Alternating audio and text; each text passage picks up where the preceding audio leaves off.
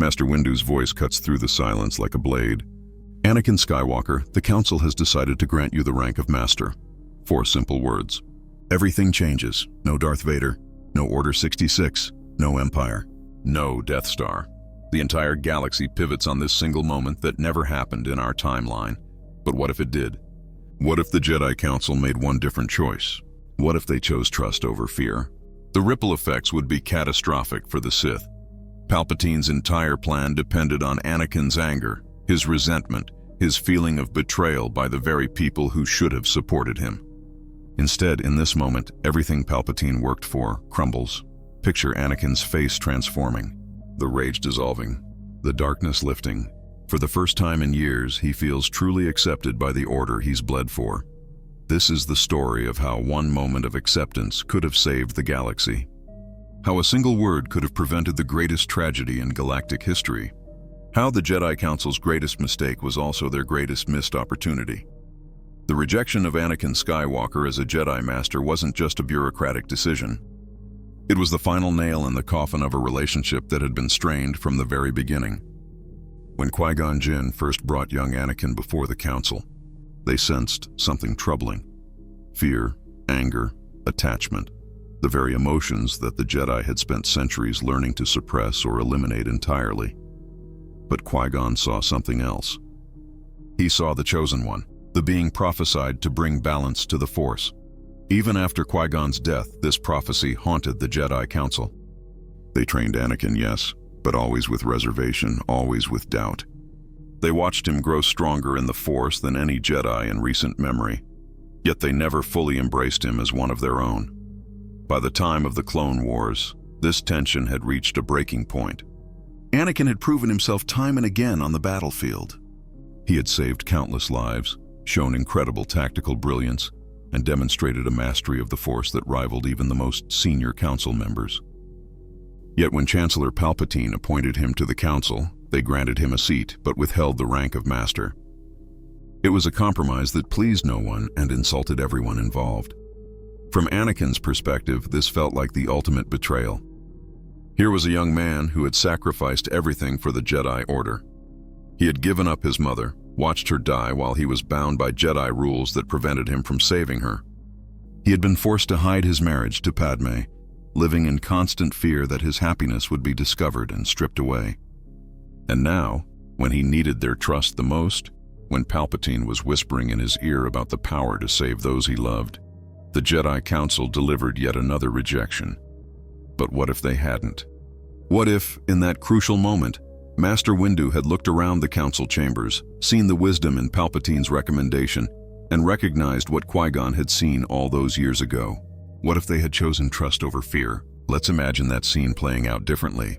Anakin stands in the center of the Council chamber, his fate hanging in the balance. Master Yoda closes his eyes, reaching out through the Force, sensing not the darkness that might come, but the light that could be preserved. Master Windu, despite his reservations, recognizes that their fear of Anakin's fall might be the very thing that causes it. One by one, the Council members nod their agreement. "Anakin Skywalker," Master Windu would say, his voice carrying a weight that would echo through history, "the Council has decided to grant you the rank of Master." The impact of those words would be immediate and profound. Anakin's face would transform. The anger and resentment that had been building for years suddenly replaced by something he had rarely experienced from the Jedi Order: acceptance. For the first time since Qui-Gon's death, Anakin would feel truly valued, truly trusted by those he had served so faithfully. But the implications would extend far beyond Anakin's emotional state.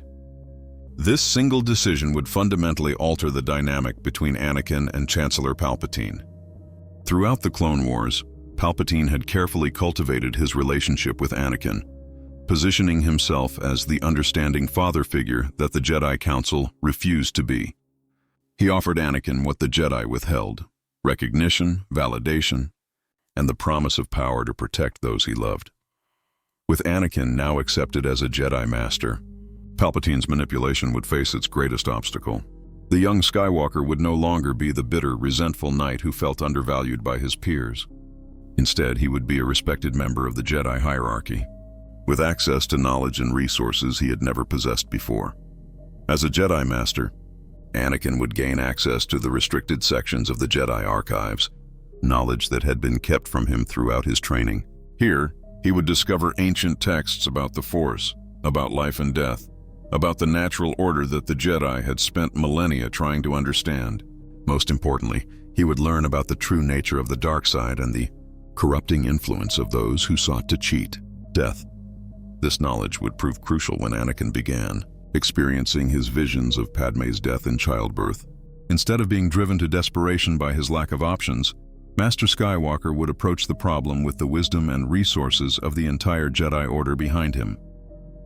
He might discover meditation techniques to distinguish between true visions and manifestations of his own fears. He might learn about the Force's natural cycles and come to understand that some events are meant to unfold as part of a greater balance. But perhaps most importantly, Anakin's new status would change his relationship with his fellow Jedi. No longer would he be the outsider looking in, the talented but troubled knight who never quite fit the Jedi mold. As Master Skywalker, he would have a voice in the Council's decisions, the ability to influence policy and strategy in the Clone Wars. This shift in dynamic would have immediate effects on the war effort itself. Anakin's tactical brilliance, now backed by the full authority of a Jedi Master, would make him an even more formidable opponent to the Separatist forces. His unorthodox strategies, once viewed with suspicion by the more traditional Jedi, would be given the respect and consideration they deserved. More importantly, Anakin's new position would put him in direct contact with intelligence that had previously been kept from him. As a member of the Council, he would be privy to their suspicions about Chancellor Palpatine's growing power. He would learn about their investigations into the Sith Lord manipulating events from the shadows.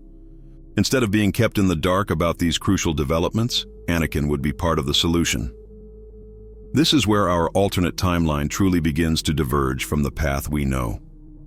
In the original timeline, Anakin's isolation from the Council's inner workings made him the perfect target for Palpatine's manipulation. The Chancellor could present himself as Anakin's only true ally, the one person who understood and appreciated his abilities. But with Anakin now firmly embedded within the Jedi hierarchy, Palpatine's task becomes infinitely more difficult. Chancellor Palpatine, master manipulator that he is, would quickly recognize this shift in the political landscape. His carefully laid plans, built around Anakin's resentment toward the Jedi Council, would suddenly be in jeopardy.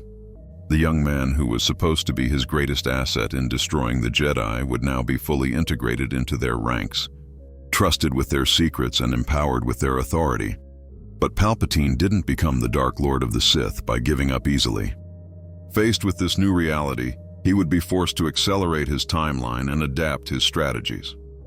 The Clone Wars, which he had been carefully orchestrating to serve his purposes, would need to reach their climax more quickly than originally planned. One possible avenue for Palpatine would be to attempt an even more direct approach with Anakin. Perhaps he would reveal his Sith identity earlier, betting that his years of grooming had been sufficient to turn Anakin despite his new status. Picture the scene: Chancellor Palpatine, alone with Master Skywalker in his office, finally dropping his mask of benevolent leadership. "Anakin," he might say, his voice taking on that familiar serpentine quality. "There are things about the Force that the Jedi have never told you. Powers that could save Padme, knowledge that they keep locked away because they fear what you might become. But this time, Anakin's response would be fundamentally different. As a Jedi Master with access to the archives, he would have already learned about Sith manipulation tactics. He would understand how the dark side corrupts through promises of power and the exploitation of personal attachments. Most crucially, he would have learned to trust in the wisdom of the Jedi Council, rather than feeling betrayed by them. "Chancellor," Master Skywalker might reply, his lightsaber hand moving instinctively to his weapon, "I know what you are." This early revelation of Palpatine's identity would create a cascade of events entirely different from what we see in Revenge of the Sith. Instead of being torn between his loyalty to Palpatine and his duty to the Jedi, Anakin would be clear about where his allegiances lay. The man who had manipulated him for years, who had exploited his fears and insecurities, would finally be revealed as the enemy he had always been. But let's consider another possibility. Perhaps Palpatine, recognizing that his direct approach with Anakin was no longer viable, would instead focus his efforts on other potential apprentices. After all, the rule of two demanded that he eventually replace his current apprentice, Count Dooku, with someone younger and more powerful. If Anakin was no longer an option, he would need to find another candidate. This could lead to a fascinating subplot where Palpatine attempts to corrupt other powerful Force users within the Republic. Perhaps he might set his sights on other Jedi who felt overlooked or undervalued by the Council. The galaxy is full of Force-sensitive individuals who never received proper Jedi training, many of whom might be susceptible to the dark side's promises of power and recognition. Meanwhile, Master Skywalker's integration into the Jedi Council would have profound effects on the Order's approach to the Clone Wars. Anakin had always been more willing to take risks, to think outside the box, and to consider solutions that more traditional Jedi might find uncomfortable. With a voice in the Council's deliberations, he could influence their strategy in ways that might bring the war to a swifter conclusion. For instance, Anakin might advocate for more aggressive intelligence operations against the Separatist leadership. His experience with unconventional tactics could lead to surgical strikes against key Separatist facilities, disrupting their ability to produce battle droids or coordinate their forces. These successes would not only save Republic lives, but also demonstrate to the galaxy that the Jedi were winning the war through wisdom and strategy rather than simply reacting to Separatist aggression.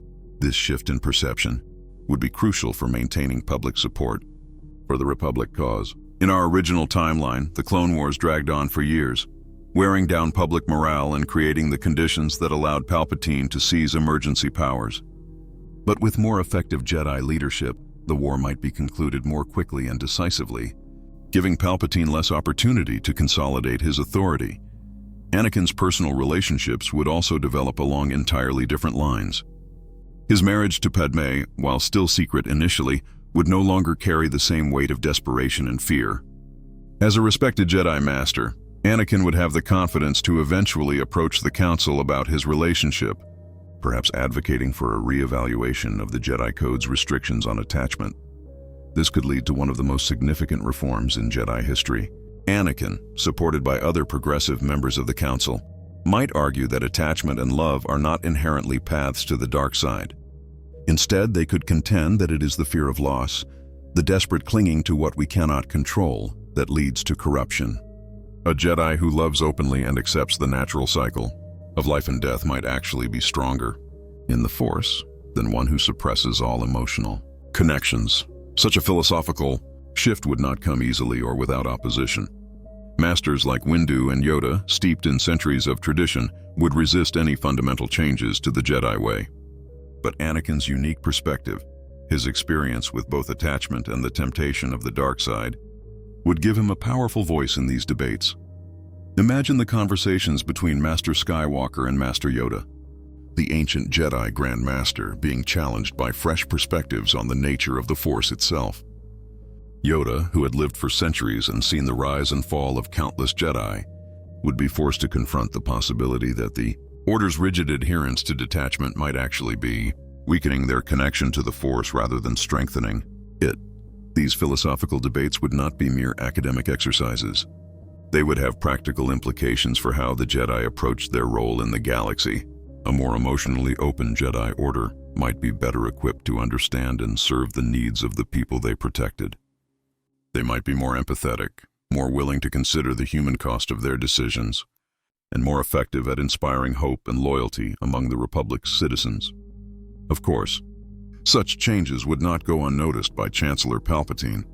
A reformed Jedi Order, led in part by a Master Skywalker who understood both the light and the temptation of darkness, would be a far more formidable opponent than the rigid, tradition-bound council he had been manipulating for years. The Sith Lord would need to adapt his plans accordingly. One possibility is that Palpatine would attempt to create a schism within the Jedi Order itself. By portraying Anakin's reforms as dangerous departures from orthodox Jedi teaching, he might hope to divide the Council against itself. Conservative Jedi might be convinced that Master Skywalker's ideas were leading the Order toward the dark side, creating internal conflict that could be exploited. But this strategy would face significant challenges. Anakin's proven loyalty, his demonstrated power in the Force, and his successful military leadership would make it difficult to paint him as a corrupting influence. Moreover, his integration into the Council would mean that his ideas were being debated and refined through the traditional Jedi process of meditation and consensus building, rather than being imposed from outside.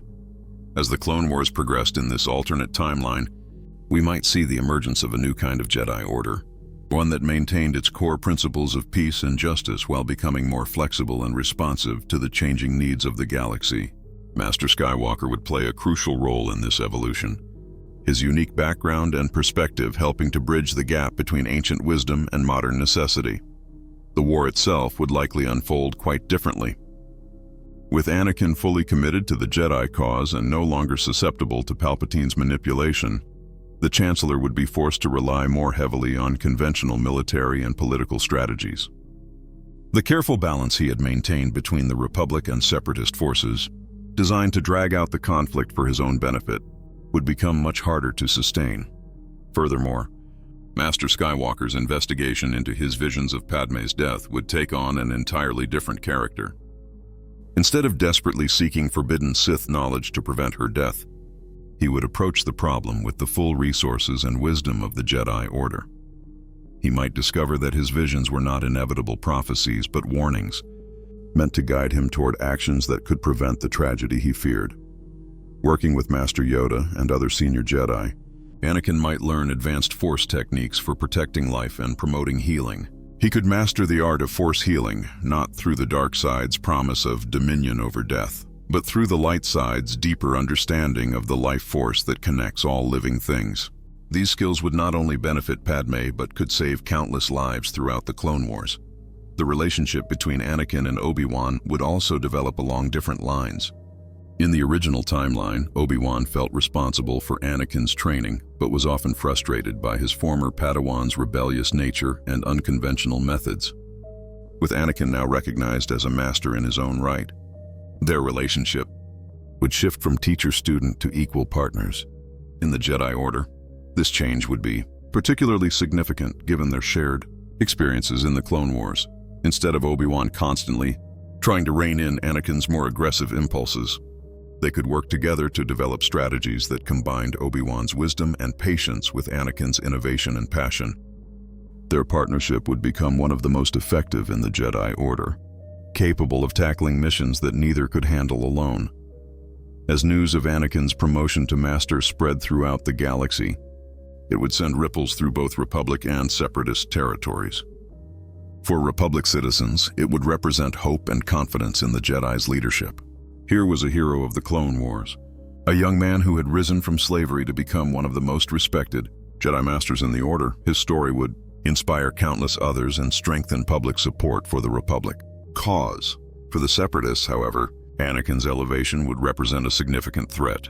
They had grown accustomed to fighting against a predictable enemy, Jedi who followed established patterns and rarely surprised them with truly innovative tactics. Master Skywalker's unconventional approach, now backed by the full authority of the Jedi Council, would force them to completely reevaluate their strategies. Count Dooku, in particular, would be deeply affected by this development. As a former Jedi himself, he understood the significance of the Council's decision better than most. He had left the Order partly out of frustration with their rigid adherence to tradition and their unwillingness to adapt to changing circumstances. Seeing them now embrace change through Anakin's influence might plant seeds of doubt about his own path to the dark side. This internal conflict within Dooku could create opportunities for redemption that didn't exist in the original timeline. Master Skywalker with his unique perspective on the temptation. Of course, such an outcome would require Dooku to be capable of redemption, something that becomes increasingly unlikely the deeper one falls into the dark side. But the possibility alone would represent a fundamental shift in how conflicts might be resolved in this alternate timeline. Instead of viewing every encounter with dark side users as a fight to the death, the Jedi might begin to see opportunities for healing and redemption. This philosophical approach would have implications far beyond individual confrontations. As the Clone Wars continued, Master Skywalker might advocate for strategies aimed at converting enemy forces rather than simply defeating them. Separatist worlds that had been forced into the conflict through Sith manipulation might be shown the truth about their leader's true nature, potentially ending their resistance without the need for devastating battles. Such an approach would require a level of wisdom and maturity that the younger, more impulsive Anakin of the original timeline never achieved. But Master Skywalker, secure in his identity and supported by his fellow Jedi, would be capable of growth that his alternate self never experienced. His journey from angry young man to wise Jedi Master would become one of the great redemption stories of the galaxy. Padme Amidala's role in this alternate timeline would also be significantly different. Instead of being the secret wife whose very existence posed a threat to Anakin's standing with the Jedi, she could become a bridge between the political and spiritual leadership of the Republic. Master Skywalker's eventual revelation of their marriage could lead to a new understanding of how Jedi could serve the galaxy while still maintaining personal connections. Padme's political skills, combined with her intimate knowledge of Jedi philosophy through her relationship with Anakin, could make her an invaluable ally in the fight against Sith influence in the Senate. She might work to identify other senators who had been corrupted by Palpatine's influence, helping to expose the network of manipulation that had allowed the Sith to gain so much power. The revelation of Padme's pregnancy would also unfold differently in this timeline. Instead of being a source of desperate fear and a catalyst for Anakin's fall to the dark side, it could become a symbol of hope and renewal. Master Skywalker, supported by his fellow Jedi and no longer consumed by visions of loss, would be able to embrace the prospect of fatherhood with joy rather than terror. The Jedi Council's reaction to Anakin's marriage and impending parenthood would serve as a test of their own evolution. Would they cling to ancient prohibitions against attachment, or would they recognize that a new generation of Jedi might need different guidance? Master Skywalker's example could pave the way for other Jedi to form meaningful personal relationships without abandoning their commitment to the Order. This shift in Jedi philosophy would not happen overnight or without resistance. There would be heated debates within the council chambers, with some masters arguing that any deviation from traditional teachings would lead to the Order's destruction. Others, inspired by Anakin's example and the changing needs of a galaxy at war, would advocate for careful reform that preserved the Order's core values while adapting to new realities. Master Yoda, as the eldest and most respected member of the council, would play a crucial role in these discussions. His centuries of experience would carry enormous weight, but his wisdom would also allow him to recognize when change was necessary for the Order's survival. The ancient master might come to understand that the Jedi's rigid adherence to rules created the very conditions that made them vulnerable to Sith manipulation. These internal changes within the Jedi Order would not go unnoticed by Chancellor Palpatine. The Sith Lord had counted on the Jedi's predictability and their tendency to respond to threats with traditional methods. A more flexible, emotionally aware Jedi Order would pose challenges he had never anticipated in his grand plan to destroy them. Palpatine might attempt to exploit the apparent divisions within the Jedi Council, portraying Master Skywalker's reforms as dangerous innovations that threatened the stability of the Republic. He could work to turn public opinion against the Jedi by suggesting that their changing philosophy made them unreliable guardians of peace and justice. Such propaganda efforts might find some success among more conservative senators and citizens who viewed any change with suspicion. But Palpatine would face a significant obstacle in this strategy: Master Skywalker's public reputation. The hero of the Clone Wars, the former slave who had risen to become a respected Jedi Master, would be a difficult target for character assassination. His military successes and his obvious dedication to protecting Republic citizens would make it hard to convince the public that he represented a threat to their safety. Moreover, Anakin's integration into the Jedi hierarchy would mean that his reforms were being implemented through proper channels, rather than as rogue actions. The Council's deliberative process, even when it resulted in changes to traditional practices, would lend legitimacy to any new policies or philosophical shifts. Palpatine would find it much more difficult to portray these changes as dangerous innovations when they had been carefully considered and approved by the entire Jedi leadership. The Clone Wars reached their climax in this alternate timeline, the conflict would likely be resolved through very different means. Without Anakin's fall to the dark side to serve as the catalyst for Order 66, Palpatine would need to find other ways to eliminate the Jedi and seize absolute power. This might lead him to accelerate other aspects of his plan or to take more desperate measures that could expose his true nature earlier than he intended. One possibility is that Palpatine might attempt to frame the Jedi for some catastrophic failure or betrayal, hoping to turn public opinion against them sufficiently to justify their elimination.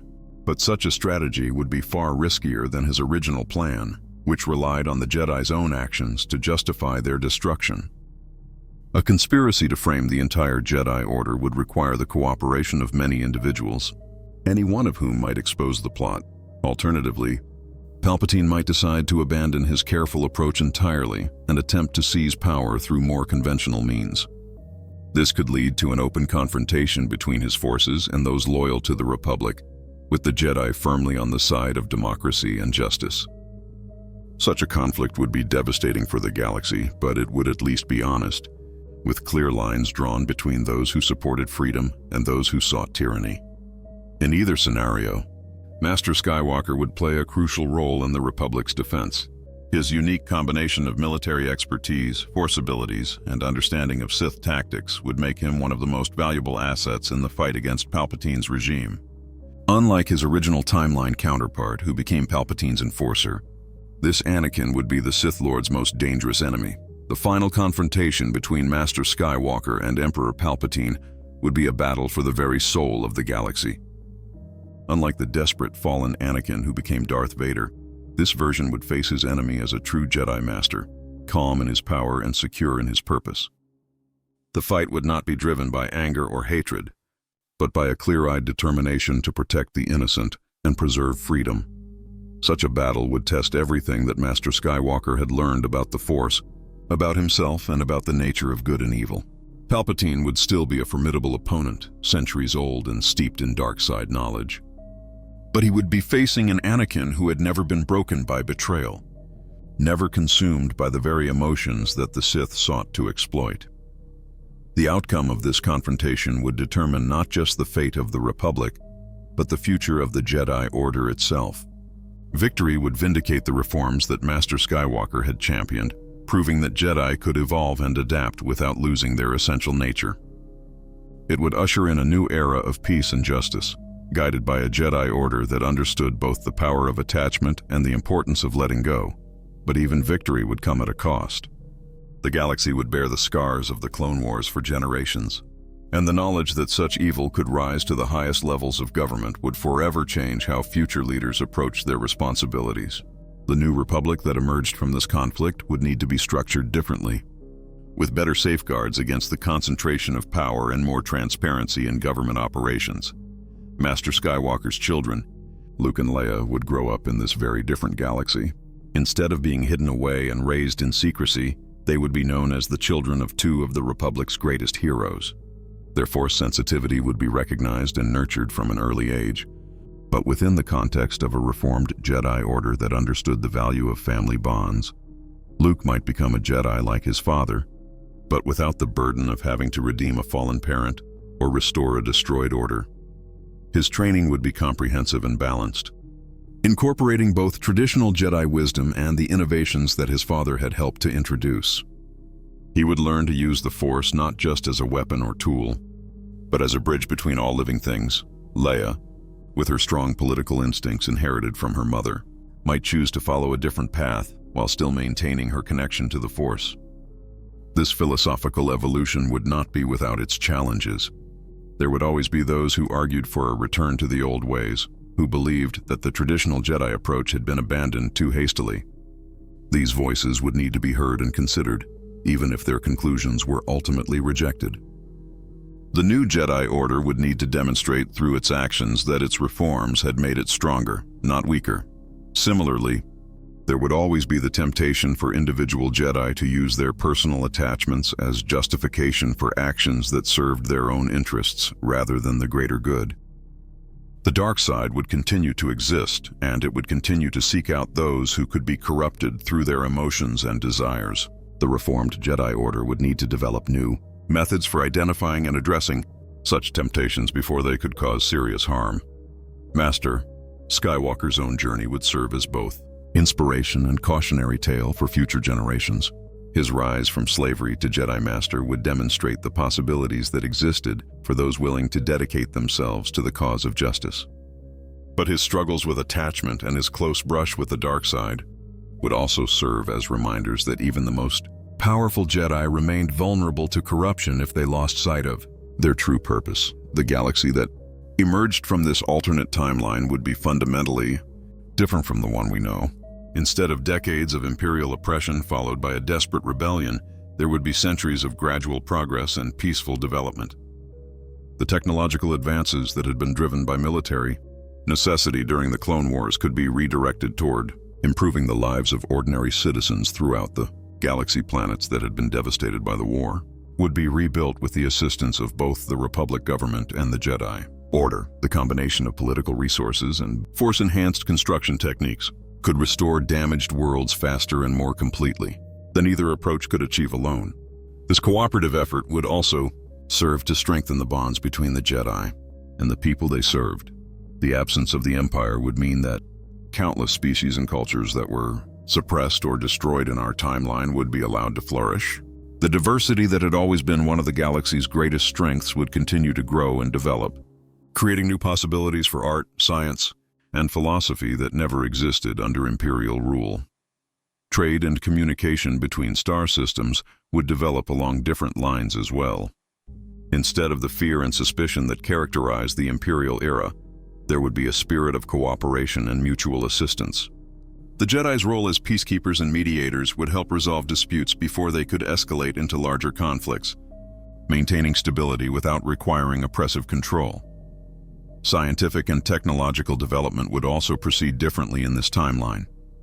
The desperate search for more effective weapons that had driven much of the innovation during the Clone Wars would be replaced by research aimed at improving life and expanding knowledge.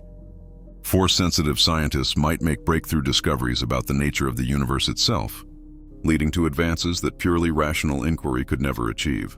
The Force itself might be better understood in this new galaxy. With a reformed Jedi Order that was more open to new ideas and approaches, researchers might be able to study the Force more systematically while still respecting its spiritual significance.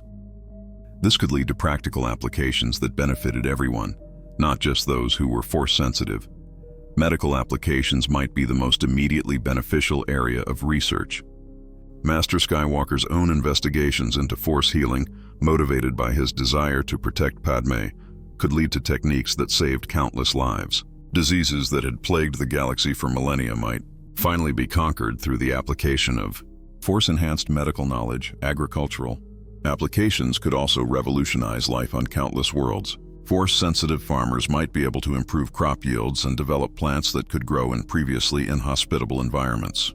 This could lead to the successful colonization of worlds that had been considered uninhabitable, expanding the living space available to the galaxy's growing population. Even space travel might be affected by these discoveries. If the Force could be better understood and harnessed, it might be possible to develop new forms of propulsion or navigation that would make interstellar travel faster and safer. This could bring even the most remote regions of the galaxy into closer contact with the galactic community. But perhaps the most significant change would be in the area of conflict resolution. The reformed Jedi Order's emphasis on understanding and redemption, rather than simple victory, could lead to new approaches to dealing with disputes between worlds and species. Instead of conflicts escalating to the point where military intervention was necessary, skilled Jedi mediators might be able to resolve disagreements through dialogue and mutual understanding. This doesn't mean that the galaxy would become a utopia free from all conflict and suffering. Sentient beings would still struggle with the same fundamental challenges of existence that had always plagued them: fear, anger, greed, and the desire for power.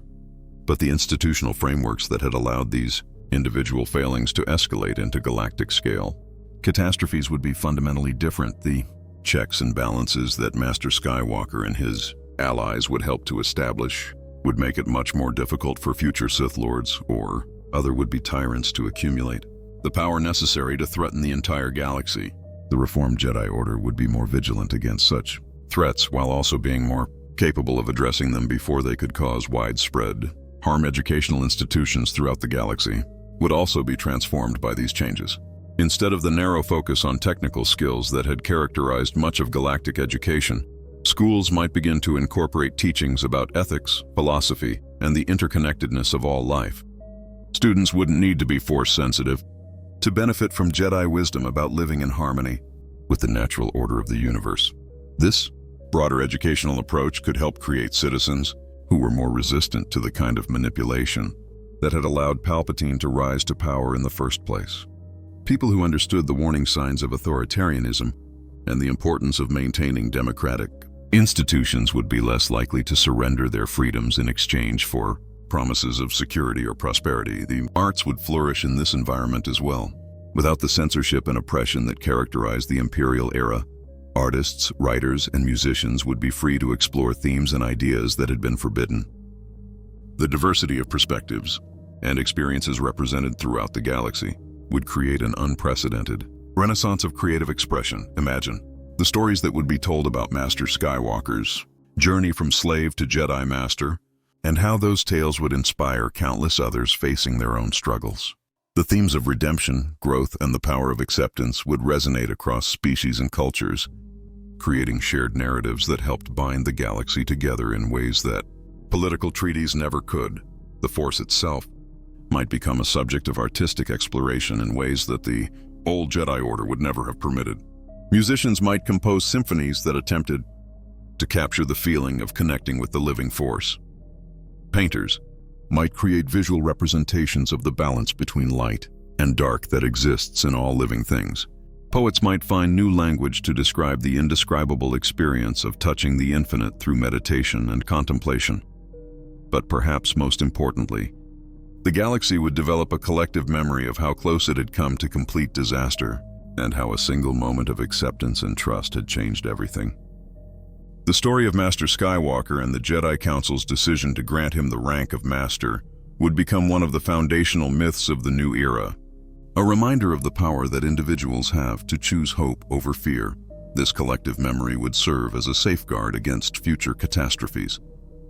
When new challenges arose, as they inevitably would, the people of the galaxy would remember that cooperation and understanding had once prevented the destruction of everything they held dear. They would be more likely to choose dialogue over violence, reform over revolution, and trust over suspicion.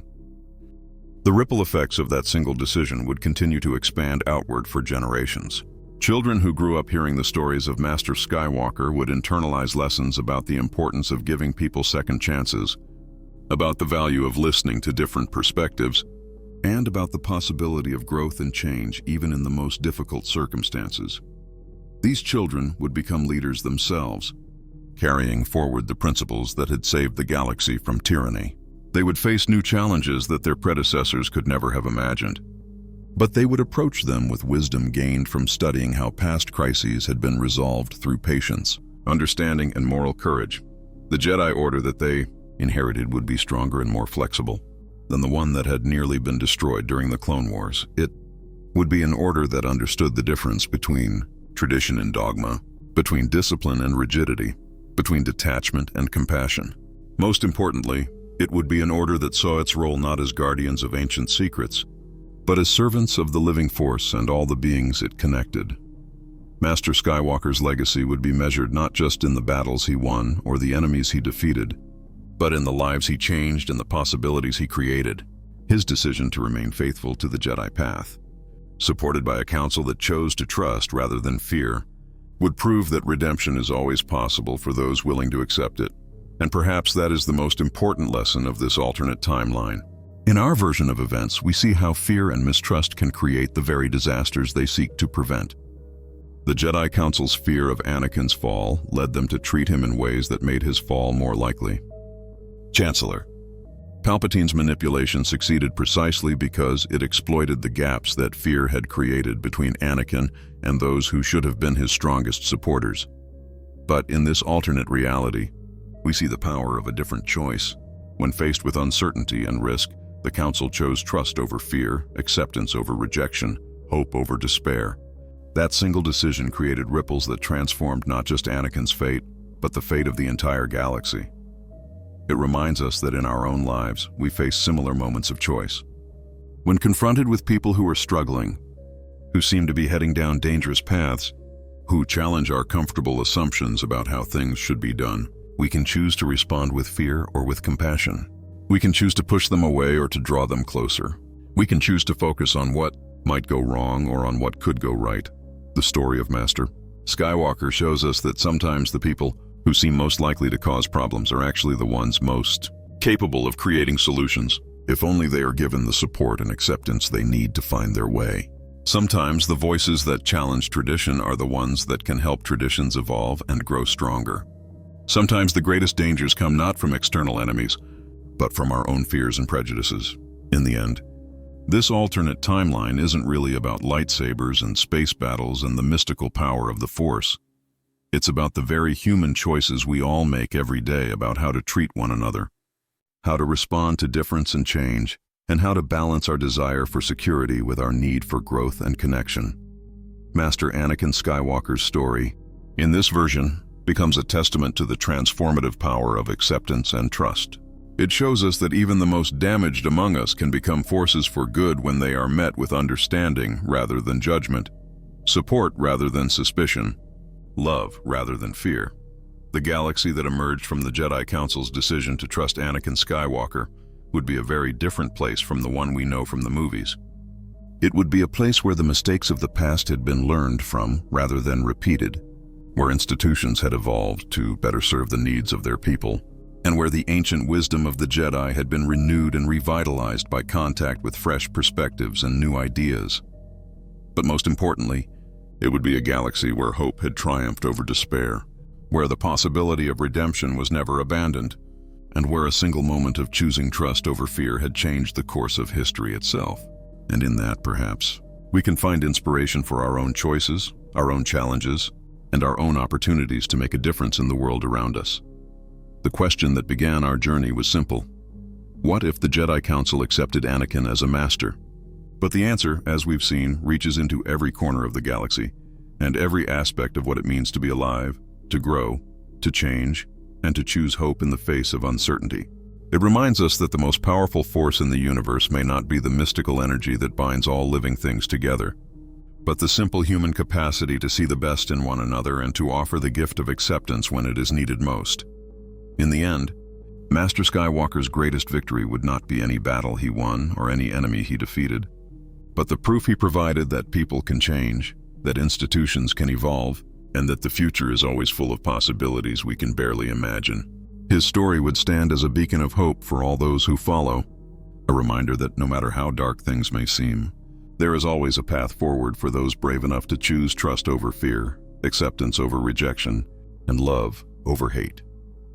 And perhaps that is the most important lesson of all, that the fate of the galaxy, like the fate of our own world, ultimately rests not in the hands of the powerful or the privileged, but in the everyday choices of ordinary people to treat each other with dignity, compassion, and hope. The Force may be strong with some, but the power to create a better future is strong with all of us, if only we choose to use it.